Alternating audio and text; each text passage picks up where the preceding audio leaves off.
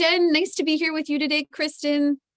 Jennifer, I love having this. I love that we're actually going to have this conversation right now. I do too. I think that we've spent some time together actually doing work-life balance, and now we get to talk about how we do work-life balance. Ooh, that's a good point. We did do that. You are a really great person to talk to about this because you have worked in a lot of different environments, and you've seen. My first question to you, though, is going to be a hard-hitting one, Kristin. So I once worked for a boss who said that he did not believe there was any such thing as work-life balance, that it all just kind of blends together, and it's about getting comfortable with knowing that there's things that are going to be happening in your personal life that are work related and vice versa. I'm just wondering if you have any initial thoughts on that concept. You know what? That's a really interesting statement. And I think I have to say that I disagree with that. I think that there really is a thing as work-life balance, but it's not how I think people tend to define it. I don't think that balance means you do 25% of this thing and 25% of this thing and 25% of this thing, and everything is all split up very equally. And there you go, balance. Nothing in life is that cookie cutter. Give me a break. But I don't know, gosh, I just think that balance is so much more about the energy and the mental capacity that someone has and your emotional capacity. And that's going to look different for everybody. I know that looks different for me. Just the way that I can invest in certain areas of my life is going to be different than probably how you can invest in certain areas of your life. And so balance for you will look different than balance for me.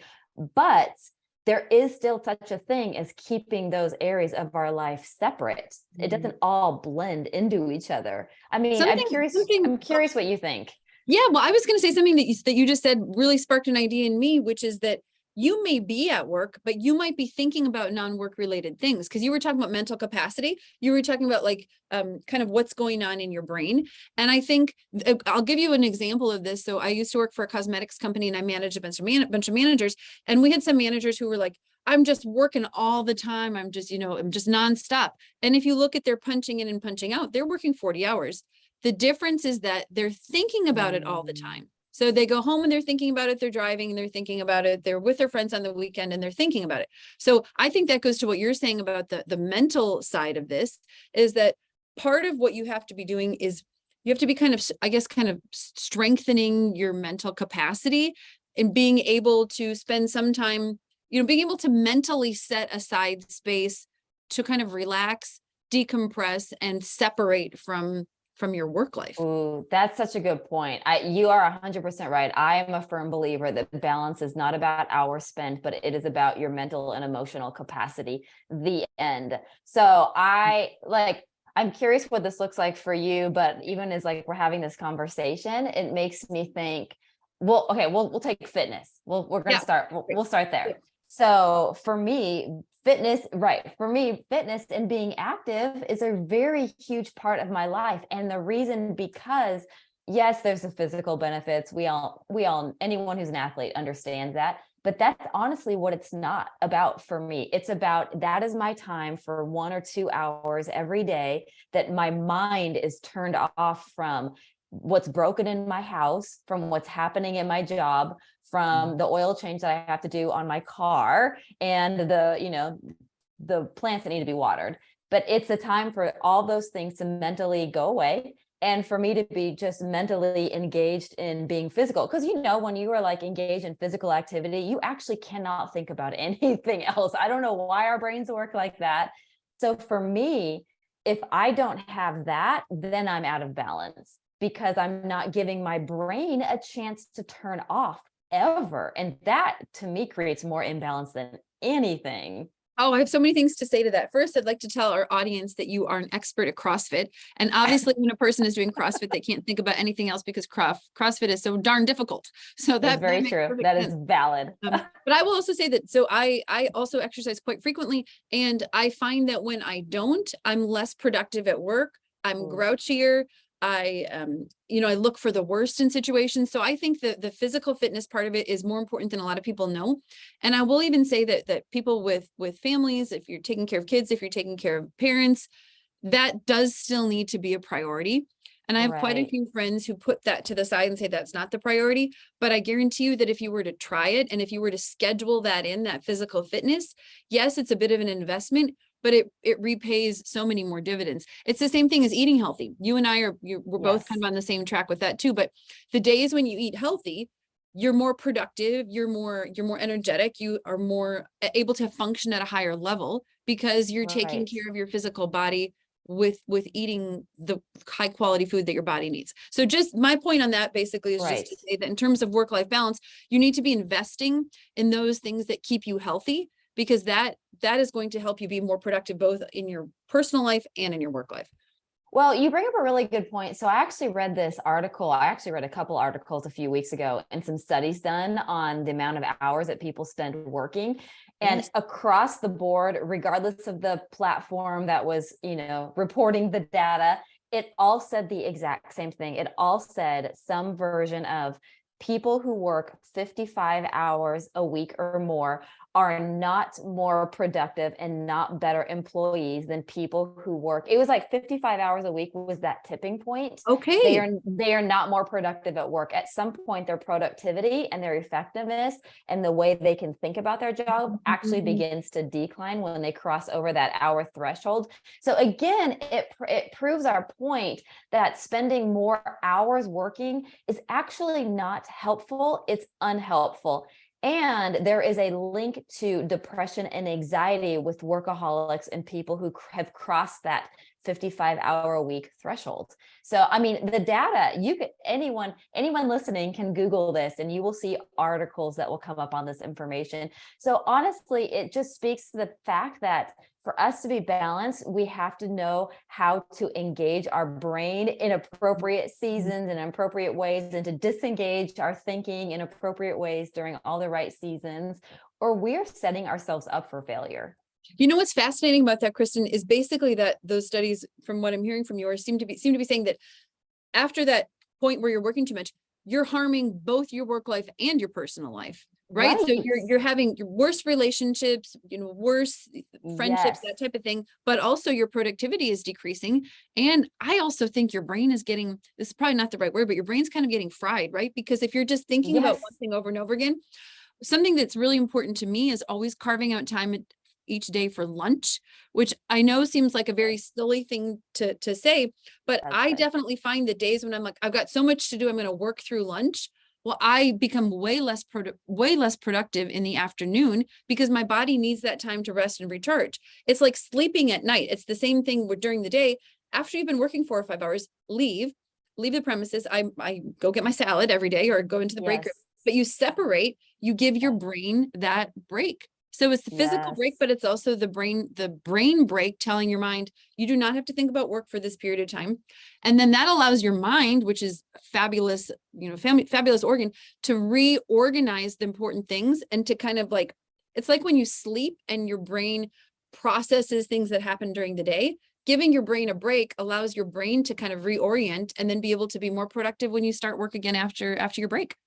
Right. Have you ever run into those people who they work a lot and there's a phrase that they say all the time and it's always, gosh, I'm so exhausted. I'm so Uh-huh. exhausted. Mm. I have a few friends like that in my life, and they, for 5 years, they are quote unquote so exhausted. It's because they have not discovered the art of mentally turning their brain off. They're not exhausted from physically being in an office for 7 or 8 hours. That's not going to exhaust anybody. Like, you can, but it's how Yes. you are able to turn your brain on and off. And so it's like we all have to have these boundaries and parameters in our life where it's, I mean, I feel like you and I were talking about this recently, whether it's turning your phone off at certain times Yes. or not checking your email on the weekends or whatever that looks like for you. Again, busy seasons ebb and flow. So of course you cannot always have the luxury to do that. And I know that from the church world, which is a little bit different, which is probably a lot of our audience, but Yeah, that's very true. Let's come back to the church versus kind of corporate. I did want to say something that I've done in the past that's worked. I used ooh, to have a corporate job that was very, very stressful. And one thing I did is that once a month, I took one day, a weekend day, and I turned my phone off. So I got up in the morning, I turned my phone off, I told my family, and I did not have my phone on the whole day. So I did not check my email. I did not check my phone. It was basically like a fast from that once a month for one day. And it is just amazing the amount of difference that that made. And I will also say being in nature, you and I both like being outside. Being in nature is also something that can be radically recharging when a person is feeling very overwhelmed. But back to your point, Kristin, with the work versus, or the corporate versus church, I was talking about how in some corporate situations, you can set clear boundaries, right? You can say, I'm going to work 100% from 8 in the morning till 5 p.m. I'm available. I'm the hardest worker. After that point, please don't contact me. Or if you contact me, I'll reply to you the next day. That's easier to say, not saying super easy, but that's easier to say in some positions than others. You've been in the church world and you're a consultant and you interact with senior pastors on a daily basis. What do you see as either solutions or problems that pastors have? Because they're basically part of their job is being available all the time. Right. Gosh, this could be a really interesting whole other podcast conversation. But I think in some ways, so I'm dealing with a few clients where, number one, there is the element where they just don't have boundaries, period. So there is that. And so I get the text, at 8 or 9 o'clock at night or Saturday mornings. And that's just because they genuinely don't have work-life balance, because there's this fear of, if I am not on 24/7, that the world will stop spinning and my church will fall apart. But that's actually not true. So that is a dynamic of it as well. But then there's another piece of it too, where we're working with some staff members, some senior staff members who are working so hard and working these 60 hours and the 65 hours a week, and there's always on, and it's because they're understaffed. So that's a whole other issue. They are begging for work-life balance. They are begging to turn their minds off, but they are short on staff. There isn't anyone to pick up the pieces. So now that's an interesting dynamic. Or there's a breakdown in communication among their staff where, everyone is working and always on and all of that. And that's just because there's this quiet expectation that if you are not always working, that you're not being productive. And that is a whole other, but that's false. But part of that is because there's been some story that's been told somewhere along the staff, or some expectation, spoken or unspoken, but nobody actually really knows if that's true or not, because there hasn't been clear communication about it. But now everyone is just frantically working all of the time. And I think all of those scenarios are dangerous for their own reason.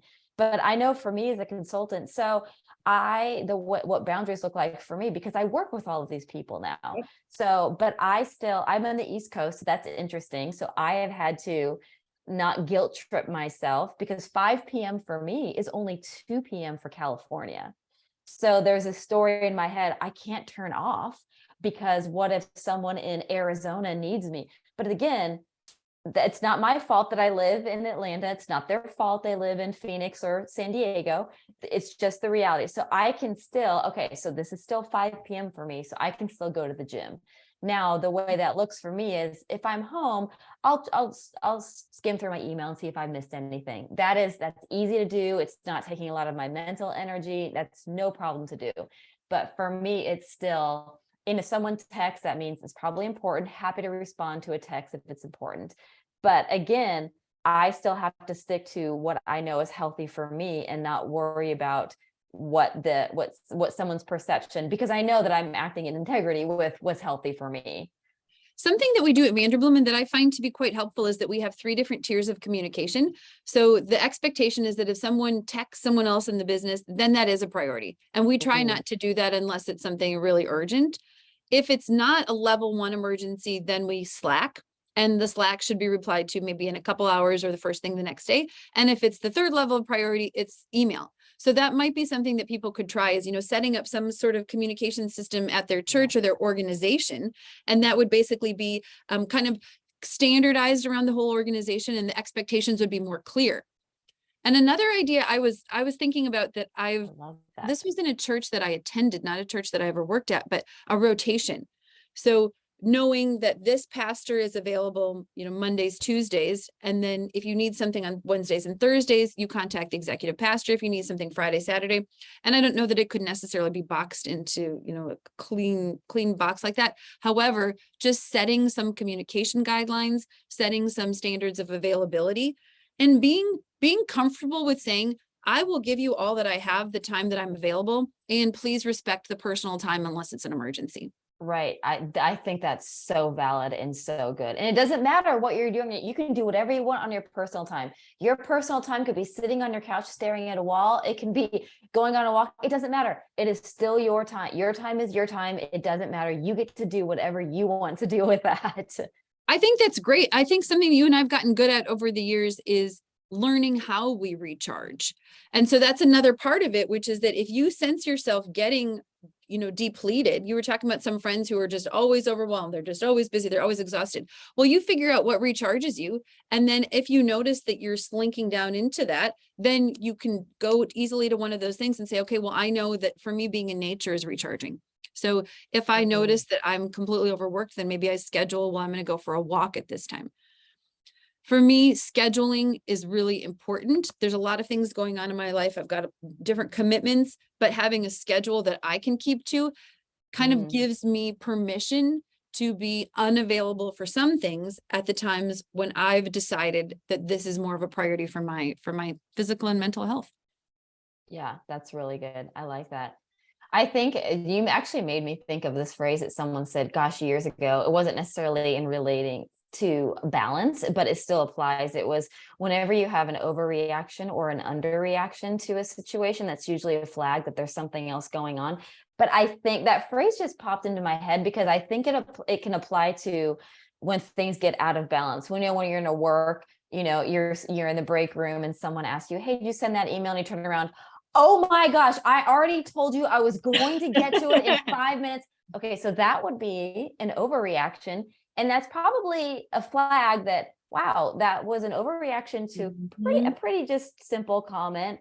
So what else is are you stressed somewhere else? Like something is out of whack in your life for you to either overreact or underreact. And sometimes like, hey, we've all been waiting for this meeting. It's been set up and, and you forgot for the 10th time and you're like, oh, guess I forgot. So that would be an underreaction. Again, that would be a flag. Something is happening.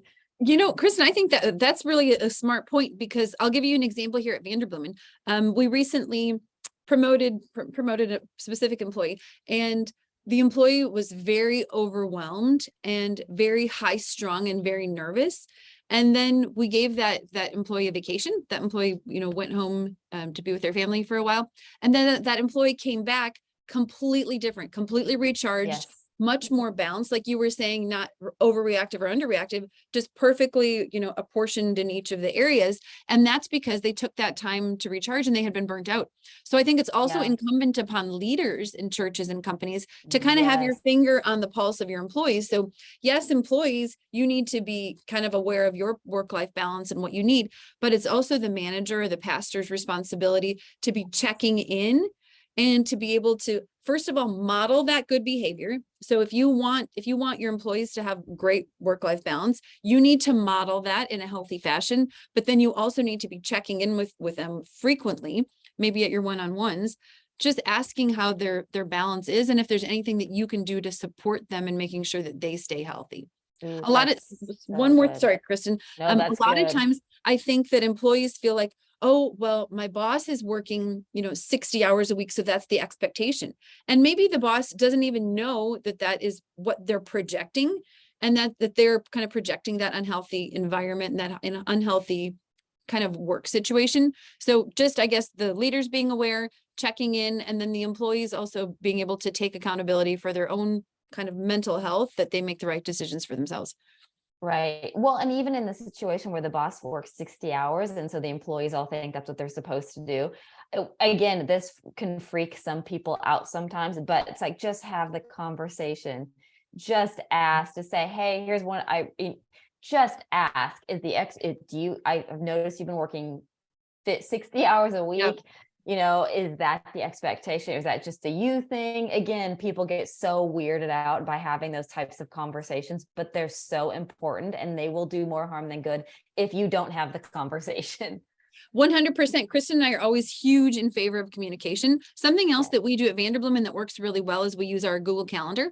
And people calendar everything. So every time Kristin has an interview, every time she's on location at a church, for me, and anytime I have a conference call, that's all calendared. And then we're able to be more respectful of the other employees, because we're able to type in, okay, what is Kristin available right now? Does she have time? Oh, she's had back to back meetings. I'm probably not going to call her and ask her my question at this point. I'll probably communicate with her in this fashion. So that goes along with the communication, making sure that people are aware of where you are and what you're doing. And then that allows them to kind of realize if they should interrupt your time or if they shouldn't. But it's kind of a good way for people who are worried that they're not doing enough. Well, if you're calendaring everything that you're doing and people can see what you're doing, then you don't need to worry about the time that you're at home taking care of, family needs, because you've calendared all the rest of your time. Right. Ooh, that's such a good point. I do think this can swing in the totally opposite direction. We probably see this. Well, I was going to make a statement with who we see this with, but I won't. I think it can swing in the opposite direction, and that sometimes people will capitalize on self-care to be as a reason to be lazy. So that's an entire that is also not work-life balance. That is still imbalance in the opposite direction. Yeah, I think that's true. There's a new buzzword. You probably will know it better than I do. Quiet quitting.